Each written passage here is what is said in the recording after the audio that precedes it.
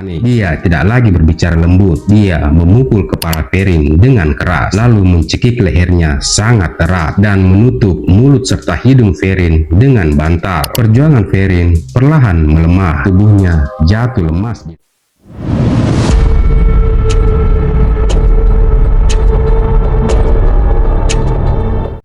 Assalamualaikum, kembali lagi di channel ini. Di channel tempat saya membahas berbagai kisah kriminal nyata.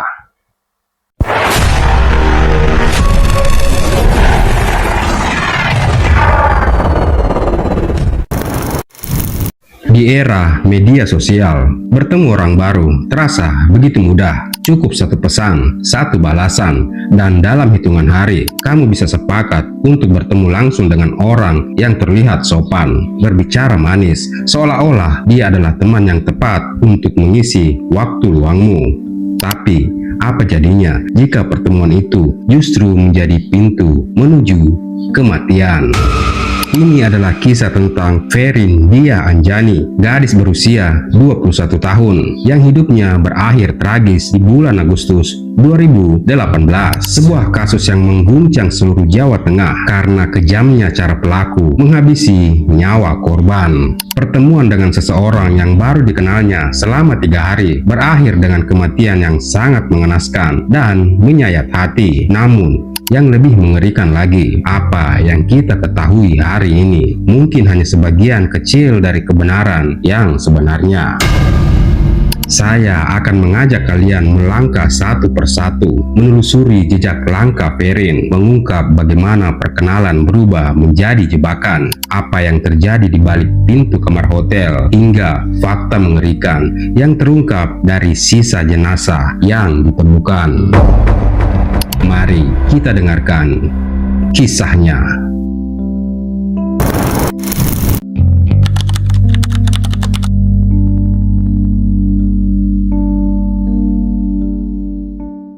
Sebelum kita masuk ke malam yang mengerikan, mari kita kenal dulu siapa Ferin.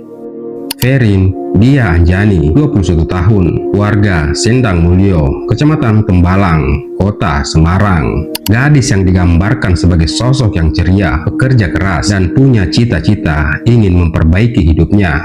Setiap hari dia membagi waktunya, kadang bekerja sebagai SPG di berbagai acara, kadang menjadi caddy di lapangan golf. Bagi orang terdekatnya, Ferin adalah anak yang penurut, sahabat yang setia mendengarkan. Dia tidak pernah berbuat jahat pada siapapun, tidak punya musuh yang berniat mencelakainya. Dia punya penampilan yang sangat menarik, tinggi sekitar 160 cm, rambut panjang, dan postur tubuh yang ramping. Seperti anak muda lainnya, Ferin juga aktif bermedia sosial. Dia suka berbagi cerita di Instagram dan memposting foto-foto kesederhanaan hidupnya. Satu hal yang Ferin miliki sama seperti kita semua, keinginan untuk dikenal, untuk berkenalan dengan orang baru, dan di sanalah nasibnya berubah.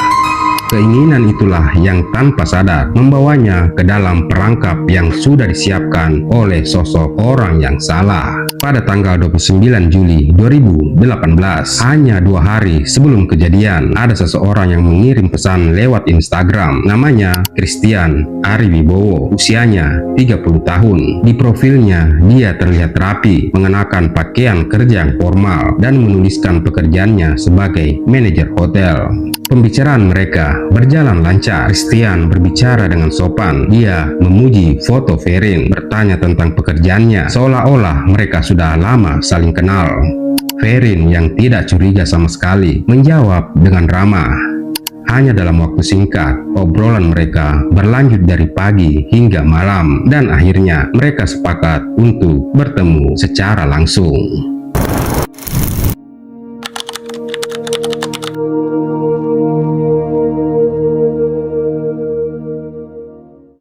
2 hari kemudian, tepatnya tanggal 31 Juli, Christian mengajak bertemu langsung. Dia bilang dia akan berada di kawasan Semarang dan ingin mengobrol lebih dekat.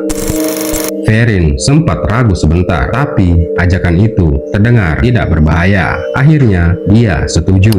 Mereka sepakat bertemu di sebuah hotel di kawasan Semarang Tengah. Ferin berpikir ini hanya pertemuan sesaat, tapi dia tidak pernah membayangkan bahwa langkah kakinya menuju hotel itu adalah langkah terakhirnya sebagai orang yang hidup bebas. Sekitar pukul 8 malam tanggal 31 Juli 2018, Ferin tiba di kamar hotel yang disewa Christian. Di dalam kamar, awalnya suasana terlihat biasa saja, namun tak lama kemudian Christian mengajak Ferin melakukan sesuatu yang aneh. Dia bilang dia punya fantasi permainan ikatan dan meminta Ferin membiarkan tangannya diikat sebentar. Karena percaya, Ferin awalnya menurut. Tapi saat Christian hendak mengikat kakinya, Ferin mulai menolak. Dia memberontak, bahkan tanpa sadar menggigit tangan Christian yang sedang menahannya. Gigitan itu seolah menjadi saklar yang mematikan hati pria itu. Christian panik. Dia tidak lagi berbicara lembut. Dia memukul kepala Ferin dengan keras, lalu mencekik lehernya sangat erat dan menutup mulut serta hidung Ferin dengan bantal. Perjuangan Ferin perlahan melemah. Tubuhnya jatuh lemas di lantai. Christian berpikir dia sudah mati. Tanpa rasa bersalah sedikit pun, dia mengambil semua barang berharga milik Ferin, kalung, gelang, ponsel, dan uang tunai sekitar Rp800.000 yang ada di dompetnya. Lalu kemudian dia mengikat tangan dan kaki Ferin dengan lakban yang sangat kuat, membekap mulutnya, lalu membungkus seluruh tubuh itu dengan spray.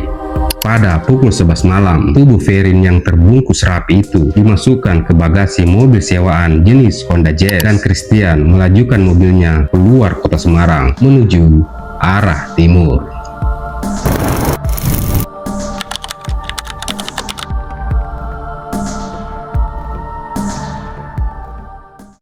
Di tengah perjalanan, Christian berhenti di sebuah pom bensin yang kecil. Dia tidak mengisi tangki mobilnya. Dia hanya membeli 1 liter bensin dituang ke dalam botol plastik biasa. Tidak ada yang tahu untuk apa bensin itu dia gunakan. Pada pukul 2 pagi, tanggal 1 Agustus 2018, mobil itu berhenti di tengah hutan jati, desa Sandangwates, kecamatan Kunduran, Kabupaten Blora, tempat yang sepi, jauh dari pemukiman warga, dan gelap gulita. Saat Christian membuka bagasi dan menarik tubuh Ferin keluar, dia sangat terkejut. Ferin belum mati, dia bernafas pelan, masih bergerak lemah di dalam bungkusan spray itu. Dia masih hidup. Tapi kengeriannya, rasa kasihan tidak muncul di hati Christian. Dia justru berniat memastikan rahasianya terkubur selamanya. Dia menyiramkan 1 liter bensin yang baru dibelinya ke seluruh tubuh Ferin yang masih terikat erat. Kemudian dia menyalakan api. Ferin dibakar hidup-hidup di tengah hutan yang sepi, di tengah malam yang dingin, dan merasakan sakit yang tak terbayangkan sampai akhirnya api melahap semuanya. Setelah yakin tubuh itu sudah hangus, Christian meninggalkan tempat itu dan pergi.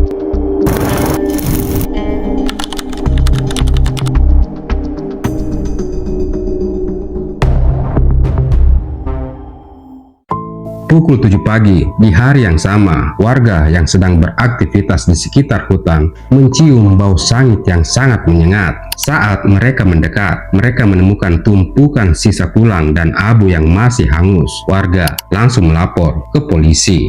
Polisi bekerja cepat. Dari sisa bukti yang ada, mereka melacak pergerakan ponsel Ferin, data sewaan hotel, dan jejak mobil yang keluar masuk kawasan itu. Hanya dalam waktu 6 hari, tepatnya tanggal 7 Agustus 2018, polisi berhasil menangkap Christian Ariwibowo di kota Semarang. Saat diperiksa, Christian awalnya menolak mengakui, tapi saat dihadapkan pada bukti rekaman CCTV, jejak darah di pakaiannya, serta barang bukti yang belum sempat dia buang, dia akhirnya mengaku. Dan di pengakuan itulah muncul fakta yang membuat seluruh tim penyidik sangat merinding. Christian mengakui cara menghabisi nyawa Verin sama persis dengan cara dia membunuh seorang perempuan yang tidak teridentifikasi di tahun 2011. Dia melakukannya dengan modus yang sama, berkenalan lewat media sosial, merampok, lalu membakar jenazah korban. Jadi, bukan sekali ini saja Christian melakukan pembunuhan dan perampokan.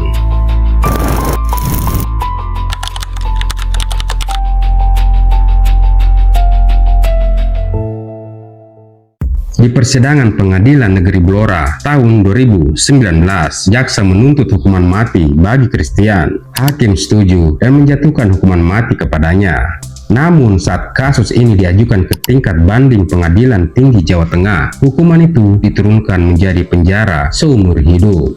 Kasus ini kemudian dilanjutkan ke Mahkamah Agung dan keputusan yang dikeluarkan adalah final. Hukuman penjara seumur hidup tetap berlaku tanpa ada hak pengurangan masa tahanan sama sekali.